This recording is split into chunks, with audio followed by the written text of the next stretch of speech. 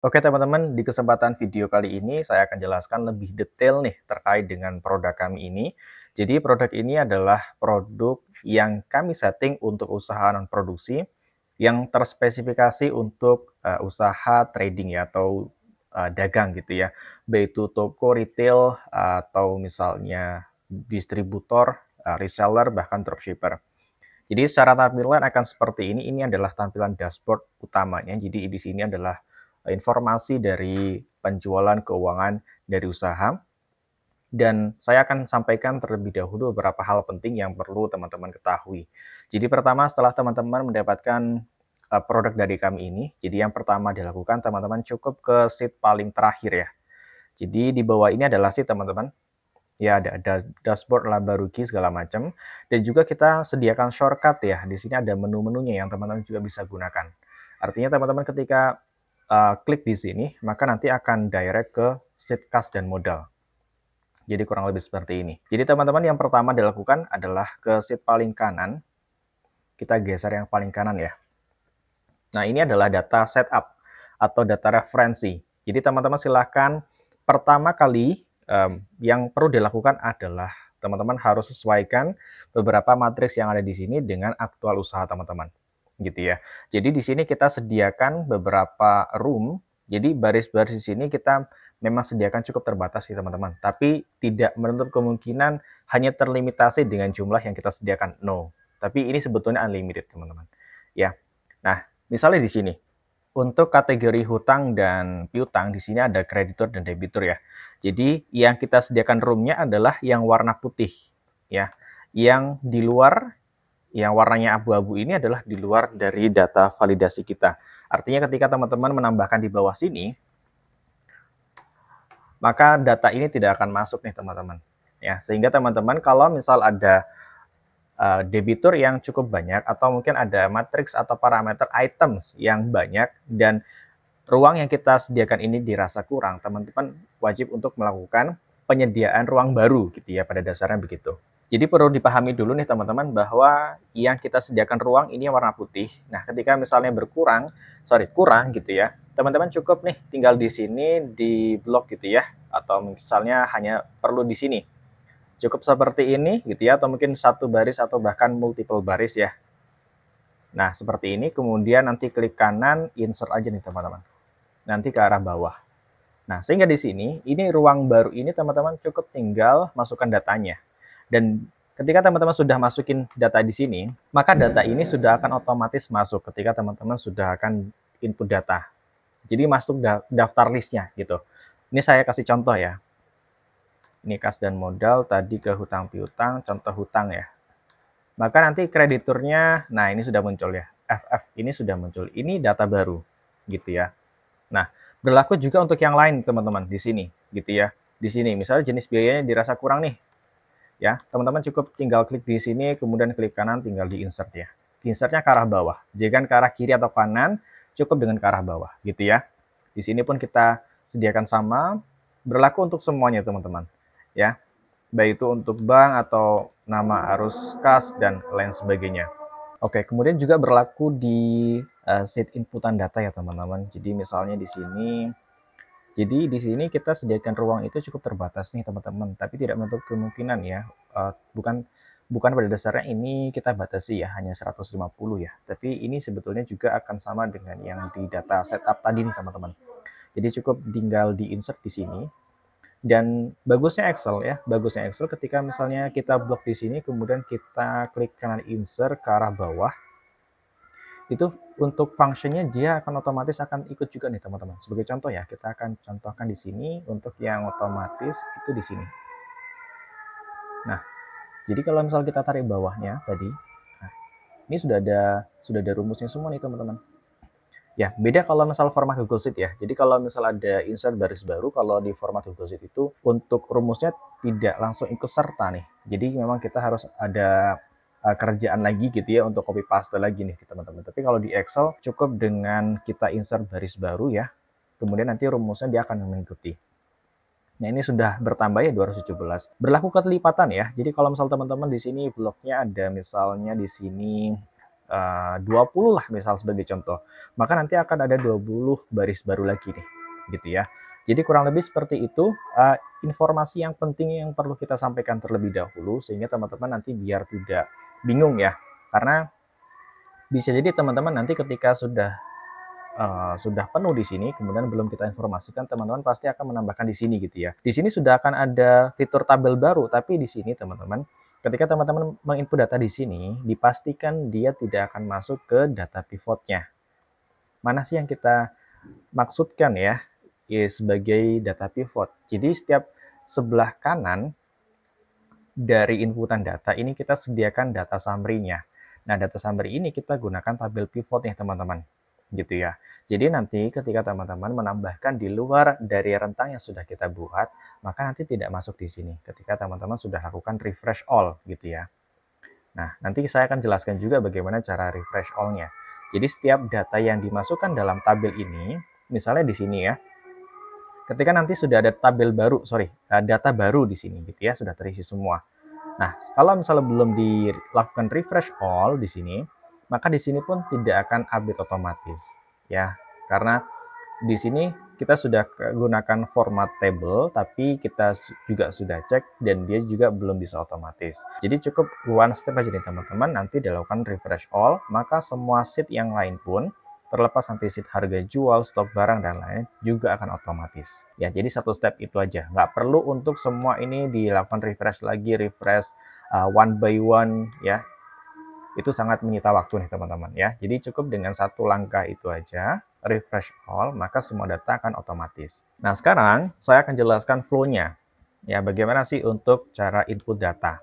Yang perlu saya sampaikan di awal di sini, ini adalah menu-menu yang teman-teman bisa gunakan. Ini sudah langsung direct ya ke masing-masing sheet yang sudah dituju. Misalnya di sini ada laporan laba rugi, kas dan modal, stok barang, dan lain sebagainya. Kita kembali ke dashboard.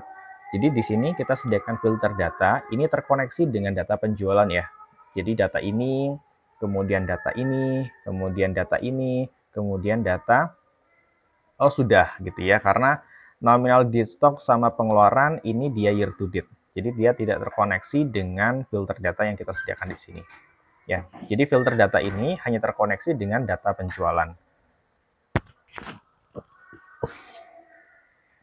Kemudian untuk informasi di atasnya, ini ada total pendapatan, kemudian total pengeluaran, dan laba rugi. Jadi ini diambilnya dari mana? Ini diambilnya dari laporan laba rugi. Termasuk di sini juga ada total kas bersih, artinya nanti di sini itu adalah balance ya, yang diartikan total transaksi yang masuk dikurangi total transaksi yang keluar, kemudian balance tersisanya berapa. Kemudian di sini juga ada total aset. Ini adalah total aset secara fisik ya. Nanti diperolehnya dari sheet aset di sini. Nah, itu adalah tampilan yang ada di dashboard. Jadi teman-teman sudah bisa langsung melihat total nominal dan kuantitas penjualan per bulan. Kemudian ada nominal dead stock, ada beban pengeluaran, nanti bisa tahu porsi paling banyaknya di mana. Kemudian penjualan berdasarkan wilayah, jadi misalnya wilayah mana sih yang menjadi wilayah yang menjadi top dalam penjualan usahanya. Kemudian di sini juga ada misalnya kita sediakan ya, ada top 5 dari produk terlarisnya, sehingga nanti teman-teman bisa mapping untuk aktivitas penjualan atau strategi penjualan berikutnya. Kemudian yang perlu dilakukan inputan di awal nanti di kas dan modal. Tapi di sini saya akan sampaikan sedikit nih bagian laporan laba rugi. Nah, laporan laba rugi ini kita sediakan ada 2 dokumen nih teman-teman. Ini semuanya juga bisa di print ya. Kita sudah setting untuk page layout-nya, teman-teman cukup dengan print di sini ya. Caranya bagaimana? Caranya kalau misal di Windows gitu ya. Jadi cukup dengan Ctrl plus P gitu ya. Atau misalnya kalau di MacBook nanti tinggal klik file kemudian print.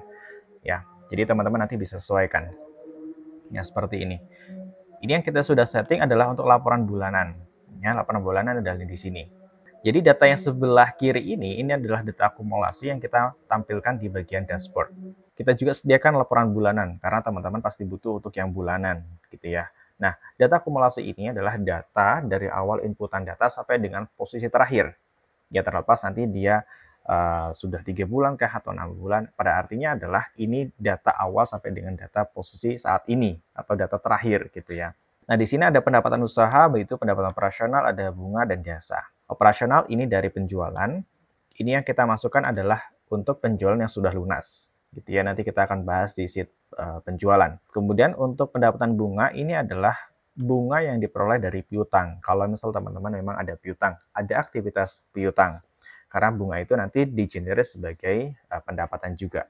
Kemudian pendapatan jasa nanti dimasukkannya langsung di bagian kas dan modal. Nah, kemudian ada harga pokok penjualan. Di sini ada persediaan awal, pembelian, sampai dengan persediaan akhir. Jadi karena ini data kumulatif, namanya persediaan awal, pasti kita hitungnya adalah 0.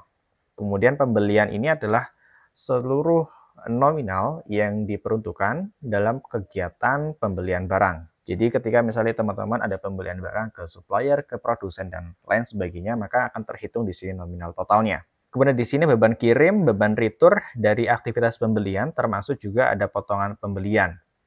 Nah, kemudian di sini ada persediaan akhir adalah persediaan sisa yang masih tersedia untuk bisa dijual. Nah, sehingga di sini kita juga sediakan ada pembelian bersih. Ini rumusnya bisa teman-teman lihat ya. Jadi ini menambahkan pembelian sama beban kirim, kemudian nanti juga dikurangi dengan retur sama potongan gitu ya. Ya, teman-teman bisa lihat secara langsung gitu ya di rumusnya. Nah, di sini kita sudah sediakan. Nah, yang paling penting adalah yang kita perlu lihat di sini adalah barang tersedia dijual. Gitu ya. Kita rupiahkan semuanya. Kemudian nanti di sini jumlah HPP-nya ini dari persediaan akhir dikurangi dengan barang tersedia dijual. Nah, sehingga nanti ini sebagai pengurang dari revenue yang nanti akan diperoleh sebagai laba rugi kotor atau gross profit. Kemudian dari gross profit ini kita akan kurangi dengan beban operasional usaha atau beban usaha gitu ya, baik itu operasional atau administrasi. Di sini ada beban pengeluaran, ada beban dead stock atau stok macet karena ini potensi rugi ya. Kemudian ada beban retur dan beban pengiriman ini dari aktivitas penjualan. Kemudian ada beban administrasi, ini ada gaji karyawan, asuransi, dan utang. Ini gaji karyawannya gaji karyawan administrasi ya. Kalau misal nanti di sini untuk gaji karyawan operasional. Tapi tergantung teman-teman kalau misal mau digabungkan juga nggak ada masalah. Pada intinya jangan sampai double. Tapi secara idealnya untuk posnya adalah operasional, administrasi, dan administrasi. Jadi dipisah.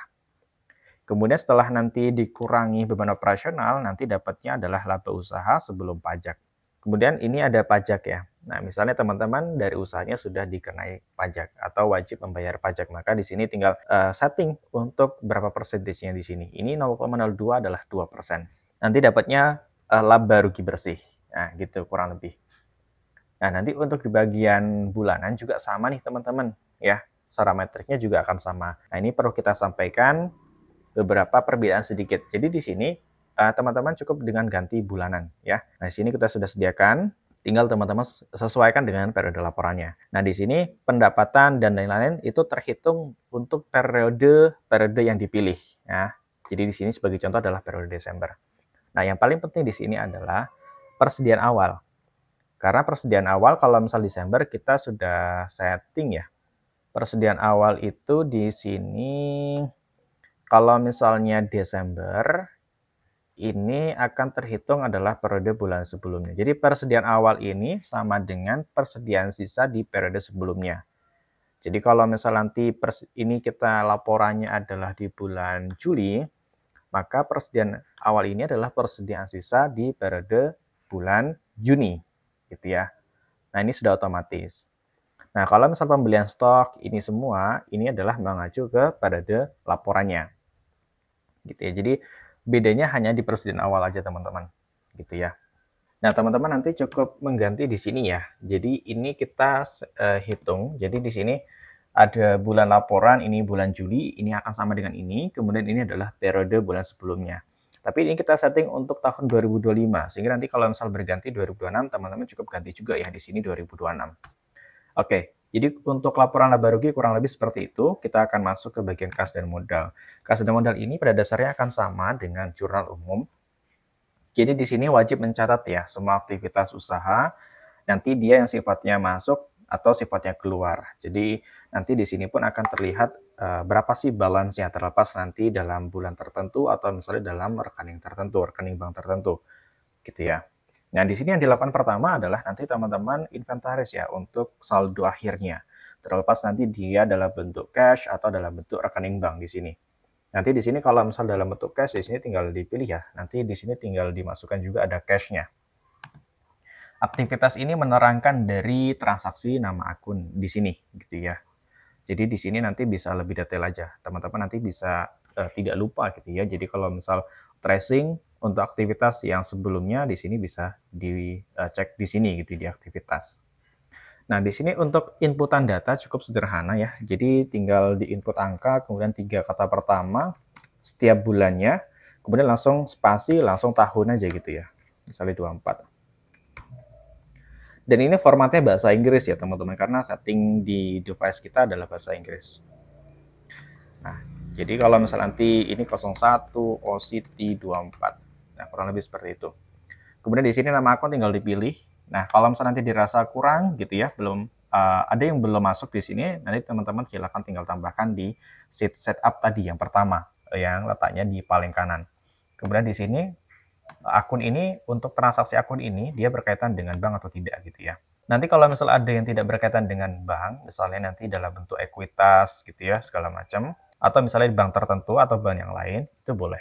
Kalau misalnya nanti tidak ada berkaitan dengan bank, nanti jangan dikosongin ya, tapi di strip aja nanti di sini. Di setup bagian bank ini nanti ditambahkan strip atau juga nanti juga ditambahkan dengan tunai atau cash gitu ya. Nanti silakan teman-teman tempatkan nih di bagian kas masuk atau kas keluar tergantung dari aktivitas akunnya. Nah, sebetulnya di sini ini adalah mencatat secara kumulatifnya. Jadi sebagai contoh di sini adalah setelah nanti inventaris saldonya, nanti juga memasukkan modal gitu loh. Sebetulnya di sini dimasukkan modal. Misalnya di sini ada modal itu adalah 200 juta misal sebagai contoh. Nanti rinciannya di mana? Nanti rincian 200 juta sebagai modal itu nanti bisa masuk ke pembelian barang di sini, kemudian bisa masuk ke pengeluaran di sini, atau bisa masuk ke misalnya gaji karyawan segala macam. Jadi sebetulnya mencatatnya seperti itu. Tapi kalau misal nih, kita kan kadang lupa gitu ya modal awalnya berapa sih persisnya, itu mungkin sudah lupa gitu kan. Jadi teman-teman cukup langsung cek aja nih di bagian sheet pengeluaran. Oh, ini dalam satu periode nanti langsung dimasukkan atau juga diinput di bagian kas dan modal gitu loh. Kenapa? Karena nanti kalau misal di sini hanya dimasukkan di bagian sheet pengeluaran, ini sebetulnya kan detailnya ya. Nanti kalau misal tidak dimasukkan ke sini, nanti balance-nya jadi bermasalah teman-teman. Nah, sebetulnya di sini misalnya sebagai contoh adalah ada 52 juta nih balance-nya. Kemudian karena di sini operasionalnya belum masuk, ya, jadi 52 juta ini adalah bukan aktualnya. Karena bisa jadi ini dikurangi dengan biaya operasionalnya.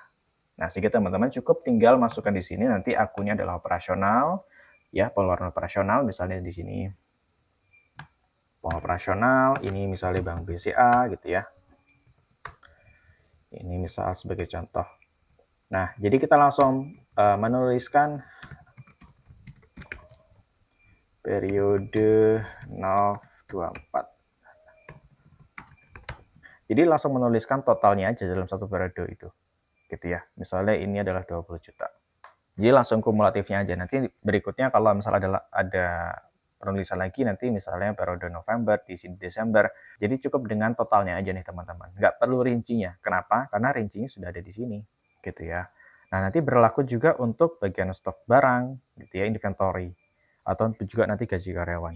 Nah, nanti bagian gaji karyawan ini nanti dimasukkan bagian pengeluaran aja teman-teman. Nah, kurang lebih seperti itu kas dari modal. Nanti berikutnya, ini sudah kita informasikan ya, ada balance dalam bulan, kemudian balance juga dalam rekening bank atau dalam bentuk tunai. Nah, yang tadi saya informasikan di awal itu adalah ketika sudah ada data yang masuk di sini kan dia tidak langsung otomatis ya. Jadi teman-teman cukup lakukan refresh all. Ya, di sini cukup dengan klik tabel ini, tabel pivot ini, kemudian teman-teman ke ini, pivot table analyze, kemudian langsung klik refresh, kemudian langsung refresh all. Gitu ya, langsung diklik aja refresh all. Maka data langsung otomatis, nah di sini. Gitu ya. Nah, kalau misal teman-teman di Office-nya belum muncul nih untuk pivot table analyze. Jadi teman-teman cukup aktifkan, klik menu file, kemudian option, kemudian nanti customize ribbon, kemudian nanti di bagian developer sama add-ins, ini di checklist. Kemudian kalau misal sudah dan belum muncul, teman-teman masukkan di sini, di add-ins. Oke, teman-teman di sini langsung klik COM, tinggal kemudian go gitu ya. Nanti teman-teman tinggal pilih di sini. Nah, misalnya nanti kalau sudah tinggal cek lagi gitu ya. Jadi kurang lebih seperti itu. Oke, berikutnya kita akan ke sheet hutang dan piutang. Jadi di sini kita gabungkan. Nanti kalau misal di sini dipilihnya adalah hutang, maka munculnya adalah kreditur. Ya, ini pasti opsi krediturnya yang muncul. Tapi kalau di sini adalah dipilihnya adalah piutang, maka yang muncul adalah opsi debiturnya. Jadi di sini sudah akan terhitung ya. Nah, nanti di sini ada nominal akhir, kemudian nominal dibayarkan di inputnya manual nih teman-teman. Nanti monitoringnya adalah di sini, nominal sisanya. Gitu ya, misalnya di sini sudah terbayarkan 5.400.000 gitu ya. Nanti kalau misal berikutnya ada lagi tinggal ditambahkan aja teman-teman. Gitu ya. Jadi kurang lebih seperti itu. Nah, ini nominal sisa akan berjalan real time sesuai dengan pembayaran yang sudah dilakukan gitu ya. Nanti berikutnya informasi summary-nya di sebelah kanan di sini ya. Setelah dari hutang piutang sudah, kita ke aset. Aset di sini teman-teman silahkan inventaris. Nanti di sini kita akan hitung ya, dari aset itu kan pastinya kalau sudah berjalan bukan kita hitung untuk nominal aset awal lagi gitu ya, tapi nominal aset awal sudah dikurangi dengan kira-kira sih nilai pemakaian gitu ya. Akhirnya kita akan hitung juga penyusutannya, sehingga nanti kita bisa estimasi kira-kira barang ini masih ada berapa sih nilai residunya gitu ya, atau misalnya nilai yang mungkin kalau misal kita jual masih ada berapa sih rupiahnya gitu. Kode aset silakan teman-teman bisa isi, kemudian nama aset secara otomatis akan masuk. Jadi sebagai informasi saya lupa tadi belum sampaikan di awal. Jadi yang warna hijau ini dia sudah otomatis, yang warna gelap ini dia yang manual. Gitu ya. Jadi silakan kode dimasukkan. Nah ini nanti dia akan otomatis memunculkan nama asetnya. Jenis asetnya boleh dipilih ya. Kemudian nanti tanggal pembelian asetnya segala macam. Kuantitasnya berapa, unit dan harga. Gitu ya, harga per unitnya atau persatuannya. Nah, di sini ini adalah nominal aset awal, kemudian nanti ketika teman-teman sudah berjalan nih 5 tahun gitu ya. Jadi cukup diisi semuanya nih. Ya, tapi kalau misal nanti baru berjalan nih tahun kedua gitu ya. Jadi tahun ketiga, 4, 5-nya dihapus aja nih. Nanti kalau misal diperlukan lagi, misalnya nih sudah berjalan tahun ketiga, tinggal di copy ke atasnya. Begini. Gitu ya. Silahkan teman-teman sesuaikan. Dan yang paling penting adalah depresiasinya ini berapa persen. Kita menggunakan percentage nih teman-teman. Jadi ini 2% tahun pertama, ini 15%, kemudian 15%, 1%, 10%, kemudian 10%. Ya, jadi nanti silakan disesuaikan dengan aktual dari jenis asetnya. Karena kalau misal tanah kan kita tidak bisa pakai untuk yang 20%, 10%, bahkan kalau misal tanah ini kan dia tidak ada depresiasi gitu kan.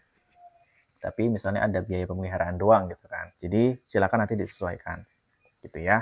Nanti di sini sudah akan terhitung depresiasi tahun pertama adalah sekian, tahun kedua adalah sekian, ketiga, keempat, dan sampai kelima adalah sekian. Nanti akumulasi depresiasinya adalah sekian, maka nilai buku akhir tahun atau nilai buku sesuai dengan tahun berjalannya itu adalah sekian. Gitu. Nah, kalau misal sudah dari aset, kita akan masuk ke pengeluaran operasional. Jadi di sini nanti cukup di input ya, ada tanggalnya seperti dengan tadi ya 07 sebagai contoh dengan gini, cukup seperti ini cara inputnya. Kemudian jenis biayanya bisa tinggal dipilih. Kemudian deskripsinya apa, kuantitas, harga satuan, nominal, dan seperti ini. Di sini kalau misal lunas, maka lunas in progress ya. Ini kenapa dia masih in progress, karena tanggalnya belum ada nih. Ini misalnya kita tambahkan tanggal, maka dia sudah close gitu ya. Jadi harus ada tanggalnya. Oke, nanti untuk data summary-nya juga ada di sebelah kanan di sini. Ya, di sini semua. Ini bisa dipilih ya. Nah, gitu. Ini filter-filter data ini bisa dipilih. Kuartal 4. Kuartal ini sama dengan trimester ya, atau 3 bulan sekali dalam satu tahun buku. Jadi Januari, Februari, Maret kuartal 1, April, Mei, Juni kuartal 2 gitu ya. Juli, Agustus, September kuartal 3, Oktober, November, Desember itu kuartal 4 gitu ya. Oke, kita lanjut ke bagian stok barang. Jadi di sini adalah jurnal pembelian barang. Ya, di sini ada tanggal pencatatan, ada tanggal pembelian gitu ya. Ini kode barang dimasukkan, nanti nama barang otomatis masuk. Kemudian di sini ada merek. Merek nanti silakan disesuaikan ya. Semua datanya silakan disesuaikan dengan aktual usaha. Kemudian nanti di sini, lokasi ini bisa teman-teman gunakan sebagai gudang kah, atau misalnya lokasi penyimpanan gitu ya. Kemudian misalnya di sini, atau misalnya ini mau didiversifikasi dalam subunitnya atau outletnya juga nggak ada masalah gitu ya. Jadi fleksibel, teman-teman bisa gunakan. Di sini ada biaya pengiriman, ada biaya retur, stok awalnya, kemudian ada potongan. Nah, potongan pembelian ini misalnya teman-teman beli nih, ada barang dalam satu pembelian, tanggal pembelian yang sama, misalnya di sini. Ada misalnya eh, berapa nih ya? 7 barang gitu ya, misalnya sebagai contoh. 7 barang di tanggal pembelian yang sama, ini ada potongan pembelian totalnya adalah 120.000.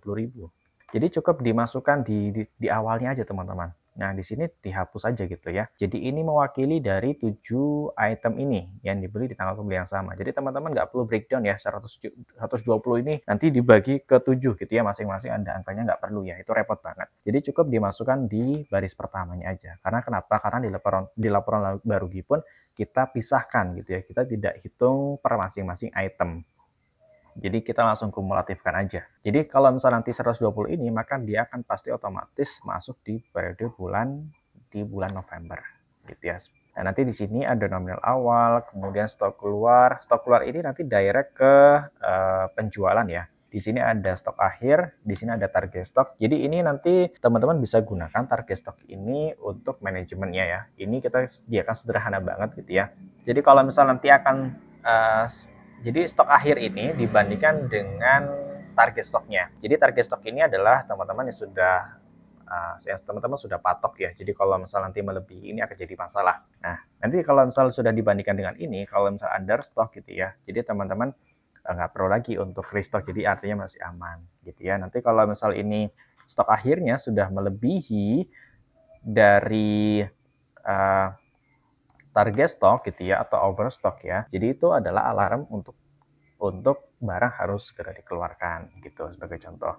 Kalau understock berarti kan nanti ini perlu restock lagi gitu kan. Jadi jangan sampai nanti stok di gudangnya habis gitu ya, padahal penjualannya masih oke banget. Nah, untuk di stok ini bisa jadi adalah stok yang macet atau stok yang rusak atau misalnya stok yang artinya tidak laku untuk dijual. Jadi ini bisa jadi potensi menjadi kerugian kalau memang tidak bisa di-generate menjadi rupiah gitu ya, atau tidak bisa di-generate untuk dijual. Ini sudah kita sediakan semua, juga data summary-nya. Nah, kalau misal sudah, nah gitu ya, kita akan lanjut ke bagian harga jual produk. Nah, harga jual produk ini kita pakainya adalah dari harga produsen yang kita hitung nih. Ya, nanti kita sediakan di sini adalah rumusnya adalah average nih teman-teman. Jadi misalnya produk satu ini dibeli di tanggal yang berbeda, maka di sini itu akan menampilkan rata-ratanya gitu ya. Rata-rata dari pembelian produk satu ini di tanggal pembelian yang berbeda, terlepas nanti di produsen, atau misalnya di supplier yang berbeda. Nah, nanti dia akan muncul di sini. Kemudian di sini teman-teman cukup input dengan kode barang ya, sama mereknya gitu ya. Kemudian nanti harga ini sudah akan otomatis muncul. Kemudian di sini kita sediakan PPN. Kalau misal teman-teman nggak mau masukkan PPN juga nggak ada masalah, tinggal di-nolkan aja. Di-nolkan di sini ya. Jadi di sini ada 0,11. Jadi kalau misal teman-teman ini tidak digunakan, cukup di sini tinggal teman-teman klik 0 aja gitu. Ya, pasti semuanya akan 0. Tapi kalau digunakan, silakan teman-teman bisa ikuti berapa persentase PPN. Di sini total harga dasar, kemudian di sini profit margin, kemudian di sini adalah harga jual, gitu ya. Nah, teman-teman yang perlu diketahui adalah kalau misal di sheet penjualan ini, bagian harga jual, ini kita mengacunya adalah ke bagian harga jual. Ya, di kolom, ini kita menggunakan adalah harga jual, berarti kita gunakan adalah ini. Nah, gini ya. Oh, jadi masalah nih. Oke. Nah, kita gunakan adalah ini. Nah, jadi nanti kalau misalnya ada pembelian yang dia dari produksinya berbeda-beda, maka di sini juga nanti akan beda-beda nih teman-teman. Nah, sehingga nanti produk yang kita berikan ke user ini nanti mengacunya adalah ke harga market. Nanti teman-teman ini bisa ganti aja ya, bukan harga market ya, tapi harga acuan gitu. Nanti harga acuan di sini. Nanti silakan di sini teman-teman bisa input secara manual ya, berapa sih harga yang dipatok untuk masing-masing produknya gitu. Nah, margin ini nanti membandingkan dari harga jual. Jadi sebetulnya nanti margin ini adalah melihat masih ada selisih yang positif nggak sih dibandingkan dengan harga jual dengan proyeksi profitnya adalah sekian sekali sekian gitu ya. Dengan misalnya harga produsen ini selalu fluktuatif. Nah, kurang lebih nanti seperti itu ya. Kemudian di bagian penjualan ini teman-teman cukup input ya. Semua data di sini ini adalah manual semua tanggal penjualan. Nah, yang paling penting adalah teman-teman nanti harus input ya dari mulai kode barang. Nah, kode barang ini diinput, kemudian nanti nama barangnya sudah otomatis, kemudian mereknya juga harus diinput dan juga tanggal pembelian ya. Kenapa? Karena kalau misalnya nanti diinput nih tanggal pembelian 0724, maka dia akan otomatis mengurangi inventory di tanggal pembelian 07 November 24 untuk produk satu berarti yang di sini. Maka di sini nanti akan muncul nih stok keluarnya. Gitu. Ya. Jadi teman-teman jangan lupa bahwa tanggal pembelian ini adalah tanggal pembelian dari barang yang teman-teman keluarkan. Gitu ya. Nah, ini jangan lupa untuk di-input. Dan teman-teman kalau misalnya nanti di lapangan, kalau misalnya nanti usahanya retail toko, itu kita sarankan menggunakan produk yang formatnya Google Sheet. Karena kita menjumlahkan ya. Terlepas nanti teman-teman beli di tanggal yang berbeda, tapi stoknya adalah kita jumlahkan. Tapi kalau misal teman-teman bukan yang toko retail, sembako segala macam, ini kalau misal saya bayangkan sih masih bisa ditulis ya, artinya dicatat ya, oh barang yang dikeluarkan ini dari tanggal pembelian kapan gitu. Jadi biar memang spesifik nih teman-teman. Nah, di sini ada kuantitasnya berapa segala macam, teman-teman bisa cek di sini ya. Teman-teman bisa input di sini. Di sini ada nominal terbayar gitu ya. Nominal terbayar ini nanti teman-teman input ya ketika teman-teman sudah mendapatkan dana atau sudah memperoleh dana dari konsumen teman-teman gitu ya. Nanti nominal sisa kalau misal sudah nol seperti ini, maka dia sudah lunas dan statusnya dia sudah closed. Di sini ada platformnya, kalau misal nanti teman-teman ada penjualan, baik itu offline atau online, bisa dimasukkan di sini. Ini bisa offline, atau Shopee, atau Tokopedia gitu ya. Oh sorry, ya kurang lebih seperti itu ya. Nanti rating kalau misalnya ini ada memang produk baru gitu ya dan perlu misalnya untuk mapping nanti rating dari customer, boleh di sini tinggal dipilih ya. Gitu. Oke, kurang lebih seperti itu informasi yang penting dari produk ini dan harapan dari mulai video ini bisa memudahkan teman-teman dalam mengisi dan mengikuti dari produk yang sudah kita buat. Ini ada tambahan, ada data customer, ini sebagai informasi database, nanti barangkali teman-teman butuh untuk informasi customer. Di sini ada informasi dari supplier. Nanti di sini kalau misal perlu ada supplier, teman-teman bisa tambahkan ya. Di sini tinggal ditambahkan kolom baru ya. Nanti untuk informasi dari supplier atau vendor. Nah, kemudian terakhir ini ada invoice, invoice-nya semi manual ya. Jadi di sini nanti teman-teman tinggal pilih namanya. Nah, sorry ini manual semua. Kemudian di sini tinggal ketik ya, nanti kuantitinya berapa, kemudian produknya tinggal dipilih, brandnya juga tinggal dipilih. Jadi untuk harga satuannya ini yang nantinya sudah otomatis. Harga satuan ini yang nantinya sudah otomatis. Kemudian di sini totalnya akan terhitung otomatis. Di sini ada diskon pajak segala macam juga sudah otomatis. Oke, jadi kurang lebih seperti itu nih teman-teman. Nanti bisa tinggal dicetak ya, kurang lebih nanti seperti ini. Nanti ini tinggal dipilihnya adalah fit to one page. Nah, seperti ini. Kemudian terakhir informasinya adalah di sini kita sediakan ada persentase, tapi ini manual ya teman-teman. Nanti bisa buat data sederhana gitu ya, tabel sederhana untuk merekap dari pendapatan per bulan, kemudian pengeluaran per bulan, kemudian dan lain-lain gitu ya. Jadi nanti silahkan teman-teman bisa explore semaksimal mungkin dari produk yang sudah kita buat. Tapi pada dasarnya di sini adalah kita sudah sediakan, ini adalah month over month, artinya adalah perbandingan bulan ke bulan. Ini year on year, kemudian nanti silakan di sini berapa persentasenya gitu ya. Hanya saja kita tidak sediakan otomatis nih di sini teman-teman. Nanti di sini kalau misal teman-teman mau diganti ya, misalnya mau diganti untuk keterangan aja tuh misalnya, itu boleh banget, gak ada masalah. Oke, ini adalah total revenue YTD, misal year to date gitu misalnya. Jadi nggak ada masalah. Silahkan teman-teman explore ya semaksimal mungkin dari produk yang sudah kita buat ini. Demikian informasi dari kami nih teman-teman. Semoga bisa memberikan banyak masukan, memberikan banyak informasi yang penting ya, yang bisa nanti teman-teman jadikan acuan dalam menggunakan produk kami. Sekian dari saya, terima kasih untuk perhatiannya. Sampai jumpa lagi di video berikutnya.